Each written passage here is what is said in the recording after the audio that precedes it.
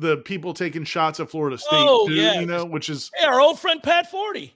yes, wrote a whole column that I still have not read it, but I had two separate people that I like and respect. Two separate people text me, "This is the dumbest crap I've ever read." It's unreal. I refuse to read it. I was tempted not to read it because we know Pat, but I was like, okay, I got to read it. I want to see how he frames this. Let's see what he does because there's no way to do it. So I was kind of curious what kind of straw man he'd make. Right. And so then I just started to read it, and I was like, "Oh my God! Even for you, Pat, this is schmaltz nonsense. What are we doing?" And I didn't read it either, but I saw it. Part of it, a paragraph or two. Somebody had tweeted me or texted me, and I'm like, "Oh," or I saw it on Twitter. Maybe I was like, "Oh, he's making that comparison to poverty in the world." And then, what's funny is his first headline on Twitter that he's like, "Hey, read my column, everyone," was Florida State's ridiculous money grab. He described it as ridiculous. And then, of course, I don't know, a day later, like clockwork, he complains about the reaction Florida State fans had to his tweet. I get so sick of that. You say something completely insulting and stupid, which the basis of that, at least I didn't read the story. So I think it was an overall lament of what college football has become, which is a money grab. But he uses Florida State as an example. Not that the fact that the whole Pac-12 is fucking dissolved because of money. Well, we're not live, but he doesn't use that. That's people have to edit this, my man. Sorry, but anyway. Well, I mean, at least I know who I'm talking about, unlike Ira. He's saying nonsense. He's a Pat 40 fan. But so, like, you use that as an example in your tweet, and then you get upset. Oh, predictably, Florida State fans are mad at me. Yeah, man, it is predictable. And you knew that was coming, so don't then try to play the victim. Like, you can't provoke people, and they get mad when you get a response. Anyway, sorry, it made me really mad that all of a sudden Florida State is the poster child of what's wrong with college football. Ira, you and I talked. The Longhorn Network started it all. That's the poster child of what's wrong with college football. Florida State is just the last team trying to get some money. Lost its way a long time ago. The NCAA lost power a long time ago. There's no czar. We get it. But this is what that medium has become. That's why you can't go there. You can't really hang out in the Twitterverse very long. Yeah. It'll drive you nuts. I mean, you start reading straw man, stupid arguments, irrationality. Well, I mean, just this whole premise. Go ahead. I'm sorry. I was just saying, I did say the unfortunate aspect of all of this, and beyond just the obvious, which was the snub, is that somehow, some way, Florida State has become the object of fury for college football fans who have watched their sport dissolve into this mess. Somehow Florida State represents all that is wrong because they didn't like Florida State fans bitching about being left out. So then if you live on Twitter, you're going to see that over and over and over and over again, right? Then because they thought thou protest too much. And in their mind, Florida State wouldn't have competed, so therefore stop talking. That's their thought, right? Then it became the lawsuit. Well, who sues their conference?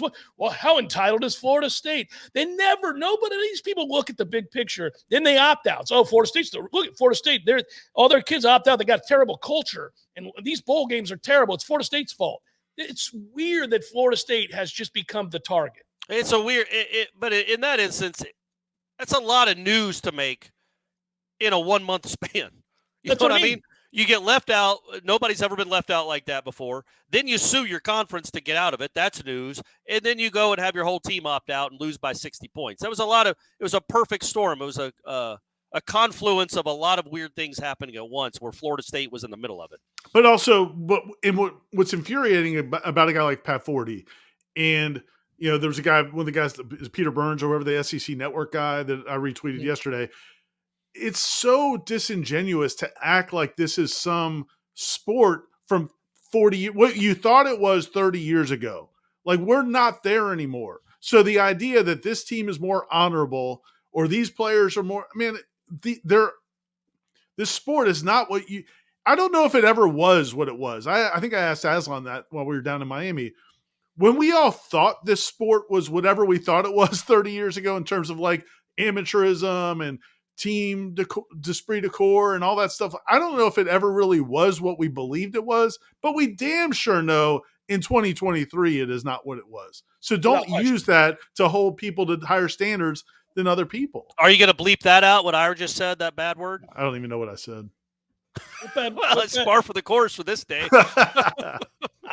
This whole segment might get deleted at this juncture. Sorry, Tom. Pat 40 gets us fired up, baby. Pat 40. Scotty wants to know how Sankey's going to get Bama in the title game. Yeah, good question. I'll give this to Sankey. If he was given a platform, he'd take it and lobby like hell to make it happen. Unlike our commissioner in the ACC, that deadbeat staring off at the moon like an ass. He's a useless All right. individual. Here we go. That you completed the trio. There it is. 3 major edits for segment 2, hour 2. Well, no, you can say the D word. You can say damn. That's fine. It's just my word was not maybe appropriate. Yeah, but what I just said is not going to work. Also, Ira said, what'd you say? Esprit de corps. Esprit de corps. Man, that might have been the first time we've had that on this show. Breaking new ground. Yep. Gents, in reviewing the season, I know Bell was hurt most of the year, but at times this offense really was stagnant with the tight end play. He wants to know basically the way we view recruiting at the tight end position and what we think is going to happen. Well, they just got the best one in the country from the high school ranks. Thomas kid, yeah. Yeah, I don't know how much he'll play as a freshman, but I think he'll play some. I like Morlock a lot, who I think another year here will be very, very good. Yeah, but I think Thomas is going to play some next year. I don't know how much, but he's going to play. He's going to be a weapon. And Jackson West came a long way. Jeff's favorite, Jackson West. He's field. Actually healthy and playing now, so that's all positive. Yeah. I don't know, man. Jaheim Bell, I still think was. Well, he was really good before he got hurt. Right, he was still a very big upgrade. I mean, there's a lot of plays in the season that were phenomenal plays that kid made. I don't know. I mean, I think he's representative. He's representative of what happened from the unlucky standpoint of injuries. I mean, he's really representative. You had a lot of players playing through some things, and that made them a shell of what they were in the first half of the season. Listen, pretty obvious. Keon Coleman wasn't the same player over the last 4 weeks that he was the previous 8 weeks. But that's the beauty of the playoff, is you would have got a month to go for those guys to heal. Right. Yeah, they had a lot of guys miss time or play through a lot of things. Now, that is any given season. You're unlucky or you're not, right, when it comes to injuries.